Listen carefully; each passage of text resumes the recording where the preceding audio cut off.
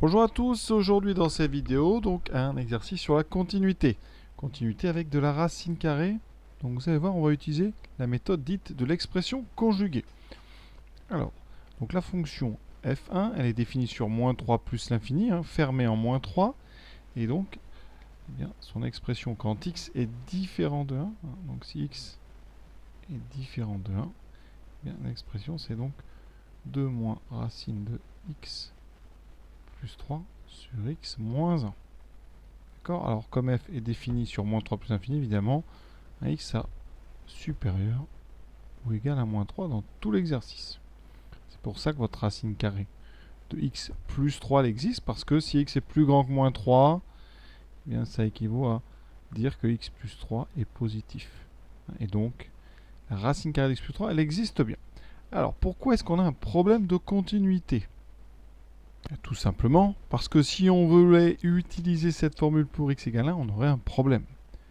En haut, quand on remplace x par 1, ça fait 2 moins racine de 4. Donc ça fait 0. Et en bas, quand on remplace x par 1, ça donnerait 0. Donc on aurait 0 sur 0. Donc, eh bien, cette expression ne peut pas être utilisée pour calculer l'image de 1. C'est pour ça que je définis l'image de 1 par f de 1, c'est moins un quart. La question donc, c'est est-ce qu'elle est continue? Alors, est-ce qu'elle est continue sur moins 3 plus infini? La plupart du temps, elle va l'être. Le seul problème de continuité sera bien évidemment en x égale 1. Tout d'abord, on va commencer par le premier intervalle. Sur moins 3, 1 ouvert en 1. Qu'est-ce qu'on peut dire? On peut dire que la fonction kx associe racine carrée de x plus 3. C'est une composée d'une fonction affine de la racine carrée. X plus 3 est positif, donc ça c'est continu. Pas de souci. Ça veut dire que la fonction qui a x associe 2 moins racine carrée de x plus 3, elle est continue. D'accord? C'est une soustraction de deux fonctions continues. On va diviser par x moins 1. La fonction qui a x associe x moins 1, c'est une fonction polynôme. D'accord? Celle-là, elle est continue comme une fonction, donc même affine. Alors, quand est-ce que u sur v est continu? Alors, la propriété, eh bien, c'est que si u est continu et v est continu, donc on va mettre continu par exemple sur un intervalle i, v est continu sur i, et que v est différent de 0, c'est-à-dire que v de x est différent de 0 pour tout x appartenant à i, dans ce cas-là, u sur v sera continu. C'est-à-dire qu'un quotient est continu si le numérateur et le dénominateur sont continus, et si le dénominateur, évidemment, ne s'annule pas. Ici, eh bien, c'est ici x moins 1 égale 0, uniquement pour x égale 1. Donc 1 était sorti de l'intervalle, donc par quotient, sur l'intervalle moins 3, 1, la fonction f1 est continue. D'accord? De même, vous pouvez faire la même chose sur l'intervalle 1 plus l'infini. On a les mêmes continuités, donc la même conclusion. Le seul problème, c'est donc la continuité en 1. Est-ce que, eh bien, vous allez pouvoir, on va dire, raccorder tous ces morceaux ensemble? Regardons d'abord sur GeoGebra. J'ai tracé donc la représentation graphique de cette fonction. J'obtiens ceci. On va faire un petit zoom, et puis un petit peu dilater l'axe horizontal, pour que vous voyez bien. Alors, ce qu'on remarque, eh bien, c'est que cette fonction, elle a une courbe qui paraît tout à fait continue. C'est-à-dire que vous voyez qu'en 1, ici, il n'y a pas de discontinuité.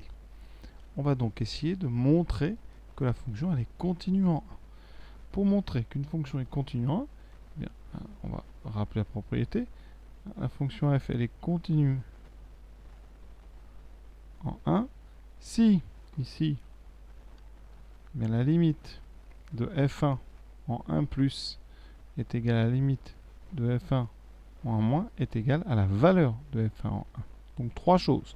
Souvent, les deux limites sont les mêmes quand on a une seule formule. Donc ici, le travail, ça va être de regarder donc la limite en 1 plus et en 1 moins.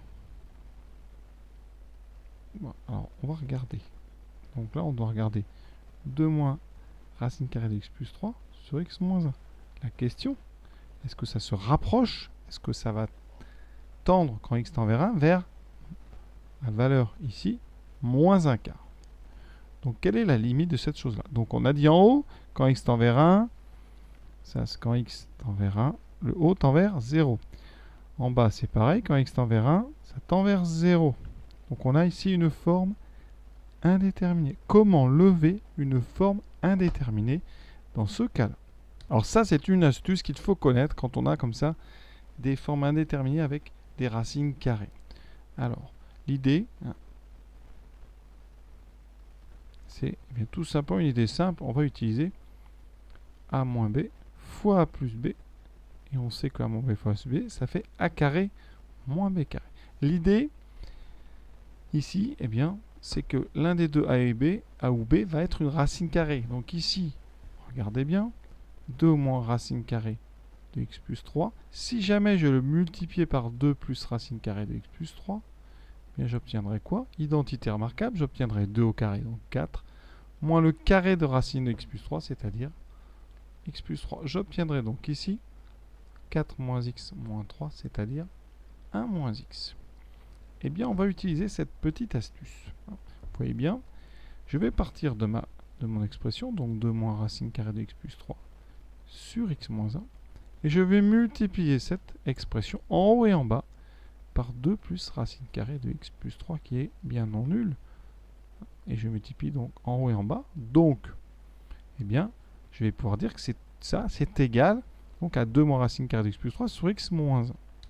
Et si vous avez bien compris la remarque que j'ai faite précédemment, le numérateur, c'est une identité remarquable, celle que je viens de développer. Donc en haut, on aura 1 moins x. En bas, on aura x moins 1 multiplié par 2 plus racine carrée de x plus 3. Alors qu'est-ce qui se passe? En haut, on a 1 moins x, en bas, on a x moins 1. On va simplifier. Je vous rappelle que 1 moins x, en factorisant ça par moins 1, ben c'est moins x moins 1. Vous voyez bien, si je développe, ça fait moins x moins moins 1, ou ça fait moins x plus 1, donc 1 moins x. Ça divisé par x moins 1 sur 2 plus racine carrée de x plus 3. On va simplifier par x moins 1. Évidemment, on considère que x moins 1 est non nul. Ça veut dire que là, tout ça, on va faire donc, quel que soit x, différent de 1. Et donc, eh bien, ça veut dire que ça nous donne, eh bien, en simplifiant, quand on simplifie, il reste un 1.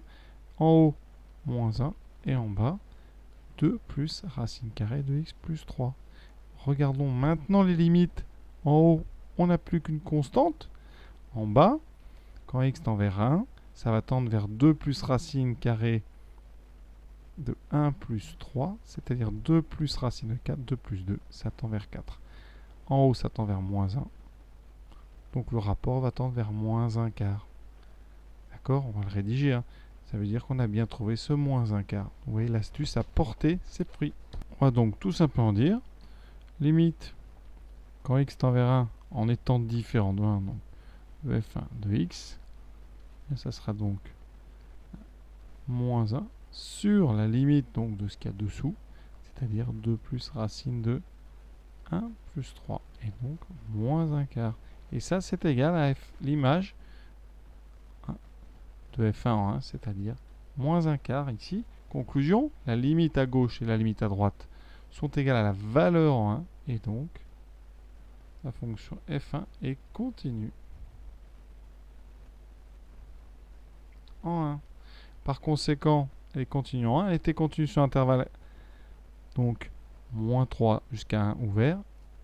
Elle était continue sur l'intervalle 1 ouvert jusqu'à plus infini, donc ici f1 est continue sur moins 3 plus infini. Donc c'est un exercice qui est, on va dire, difficile parce que vous avez vraiment besoin ici de l'indice, c'est-à-dire de comment utiliser l'expression conjuguée. Ça sert très souvent quand on a une soustraction ou une addition avec une racine carrée qui pose problème. Donc pensez-y. On va dire que c'est un exercice difficile si vous n'avez pas l'indice. D'accord? Parce que les racines carrées comme ça ne s'invente pas. Voilà. Donc pas d'inquiétude si ça vous a paru dur. Maintenant, vous connaissez l'astuce. Peut-être qu'un jour, on vous proposera de l'utiliser. Donc c'est à force d'utiliser les astuces qu'elles finissent par rentrer, évidemment. Ça n'est pas tout de suite assimilé, donc pas d'inquiétude. Donc voilà, peut-être que vous avez pour la première fois cette expression conjuguée, bien la deuxième fois, elle vous paraîtra moins nouvelle, et la troisième fois, bien peut-être que vous commencerez maintenant à l'avoir acquis et vous pourrez l'utiliser à bon escient. Voilà. Donc je vous laisse donc sur cette belle recherche de limites. Je vous souhaite une bonne fin de journée. À tous, à bientôt.